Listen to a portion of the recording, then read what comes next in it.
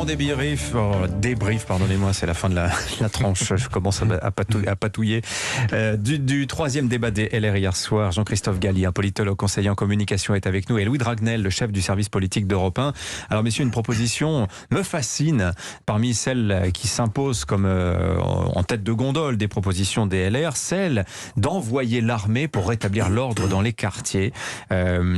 Sur fond en fait de cette idée que la police aujourd'hui n'a plus les moyens de faire son travail, qu'elle a des instructions pour ne plus rentrer dans les quartiers, qu'il ne faut surtout pas poursuivre les délinquants quand ils font des roues arrière en scooter, etc.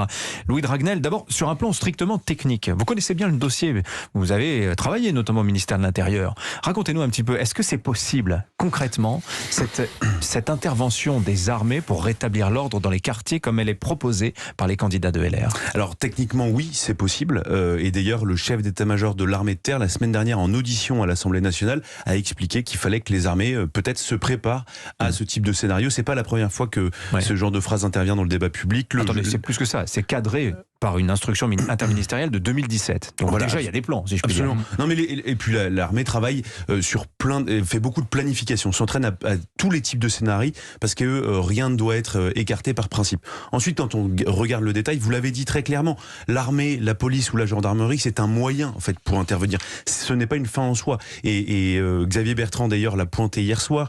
Il a expliqué que s'il y avait des consignes plus claires, s'il y avait des places de prison qui étaient construites pour mettre hors d'état de nuire des délinquants, déjà ça réglerait un certain nombre de problèmes. Ensuite, quand on regarde le détail, moi ce qui m'a frappé hier soir, c'est que les candidats de la droite globalement ont une vision assez romantique et assez éloignée de la réalité concernant les armées sur deux sujets. Donc vous l'avez cité, l'intervention des armées dans les banlieues. La difficulté, c'est que les armées en fait ne sont absolument pas formées à faire du maintien de l'ordre, à faire des interpellations. Si vous voulez, un militaire, il a une arme de guerre, il est formé à tuer, à neutraliser, à abattre. De l'autre côté, en fait, la police et la gendarmerie utilisent ce qu'on appelle des armes de force intermédiaire, les fameux LBD, donc ce sont des balles en caoutchouc qui sont absolument pas faites pour tuer.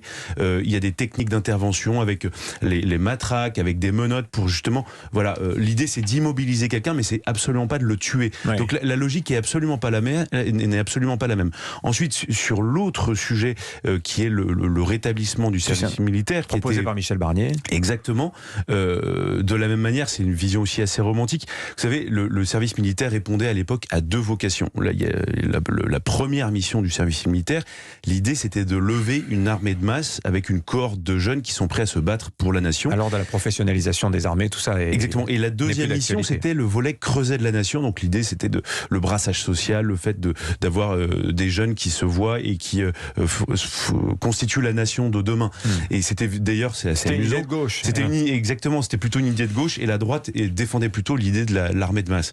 Et ce qui est assez amusant, c'est que la droite maintenant défend uniquement le volet armée creuset de la nation, mais après quand on regarde très concrètement, très techniquement, les armées ne veulent pas le faire parce que on est, vous l'avez dit, dans une armée maintenant avec un modèle professionnel, et deuxièmement, quand bien même le politique déciderait de rétablir le service militaire, ce serait très compliqué, ça mettrait au moins une quinzaine d'années. On n'a plus les casernes, on a fermé des régiments et on n'a plus les personnes pour former tous ces jeunes Français qui viendraient s'entraîner au maniement des armes et aux techniques de guerre. Donc en fait le problème c'est qu'on voit bien que dans les réponses qui sont cherchées à droite, l'idée c'est de répondre en fait à tous les échecs de la société. Mais il y a un romantisme, c'est clair, et là on le voit dans les propositions sur l'école, la fin du collège unique. Eh bien, il reste plus que les armées en fait, c'est ça le drame dans cette histoire. Mais sur l'école, je voyais Valérie Pécresse proposer la fin du collège unique, et Éric Ciotti rétablir un ministère de l'instruction nationale comme il y a 70 ans.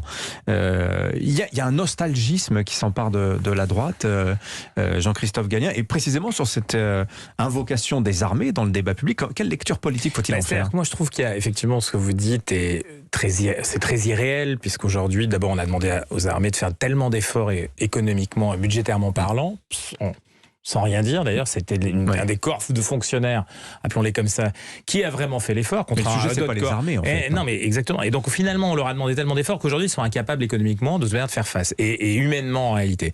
Maintenant ça fait l'écho à des demandes très fortes. Vous parliez de conflits, de guerres. Ben oui, il y a des Français mais des Françaises, qui estiment que dans certains espaces de ce territoire, comme on voit des images, vous voyez, on envoie des troupes, non pas de l'armée, mais quand même des choses en Guadeloupe qui sont un peu différentes de la police ou de la gendarmerie classique. On envoie le raid LGG. Ouais, exactement. Donc on a cette espèce d'effet qui est là. Voilà, il y a des zones de conflit, et dans ces zones de conflit où, semble-t-il, on nous dit, on estime quand on émet de temps en temps, on écoute certains Français, qu'il n'y a plus d'ordre, que l'ordre républicain n'est plus respecté, n'est plus appliqué. Et ça, c'est très transversal à tous les partis politiques. Il y a même des partis à gauche qui le disent. En gros, il faut trouver des solutions. Alors, certains disent plus de police, d'autres disent plus d'accompagnement, disent plus de prêts. Voilà. Et puis il y a un écho à l'idée, envoyez l'armée, c'est beaucoup plus simple. Vous voyez cette espèce d'histoire. Comme pour l'école, on reviendrait au BEPC et après derrière au certificat et ainsi de suite. Oui, il y a une nostalgie. Et pourquoi il y a une nostalgie ? Parce que le temps présent est très complexe et que se projeter dans le futur, ce qu'on pourrait voir, c'est ce qu'on attendait peut-être hier, on l'aura peut-être après-demain, mais ce congrès ne pourra pas porter ça, c'est celui d'une vision d'un futur. Et là où on peut peut-être reprocher aujourd'hui à nos amis des Républicains, c'est de ne pas nous projeter dans un futur. Ils ont une difficulté au-delà de la proximité, au-delà de l'immédiateté, et donc forcément avec un retour en arrière, le présent est déjà un passé qu'on consomme immédiatement, eh bien on se retrouve en difficulté par rapport au futur. Alors c'est pas grave aujourd'hui, ça le deviendra très vite pour le premier tour et surtout pour le deuxième tour de l'élection présidentielle. Alors moi j'ai une question, ils sont 150 000 adhérents, c'est 2 fois plus qu'au début de l'été. Qui sont ces nouveaux militants ? Est-ce qu'il y a eu de l'entrisme chez LR ? On verra ça, je pense qu'on aura des indications sans doute le soir du congrès le 4 décembre. Merci messieurs, Jean-Christophe Gallien et Louis Dragnel. Merci à tous les deux d'être venus nous éclairer sur ce 3e débat DLR. Il y en aura un prochain d'ailleurs, le 4e et dernier, ce sera le 30 novembre sur le service public.